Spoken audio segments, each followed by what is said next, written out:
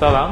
Bugün biz aritmiya komandamızla birlikte Universal Hospital'da Azərbaycanda ilk defa olarak subkutan ICD, yani dəri altı kardiyak defibrilyatör implantasiyasını həyata keçirdik. İki xəstədə bugün bu proseduru həyata keçirdik. İki prosedurumuz da uğurla nəticələndi. Bizim ilk xəstəmiz renal transplantasiya öyküsü olan işemik kardiyomiyopatiyası olan xəstə idi. Xəstəyə ICD göstərişdi, ancaq renal transplantasiyadan dolayı xəstə immunsüpresiv müalicə almaqdadır. İmmunsüpresiv müalicə xəstənin infeksiya riskini artırır. Bu durumda eğer bizim cihaz ilişkili infeksiyamız olsa hem enfektif endokardit kimi çok katastrofik sonuçları olan bir xəstəlik ortaya çıkmış olabilir ve hem de cihazın yeniden dislokasiyası veyahut da ekstraksiyası gerekir, yeniden cihaz takmak gerekir. Ama subkutan ICD implantasiyası zamanı her hansı bir infeksiya olsa bile bu sadece deri infeksiyası ile sınırlanır ve biz onu antibiyotik müalicəsiyle rahatça yönetebilirik ve enfektif endokardit riski hiç olmur bu xəstələrdə. Çünkü generalize infeksiya olmur. Subkutan ICD'lerin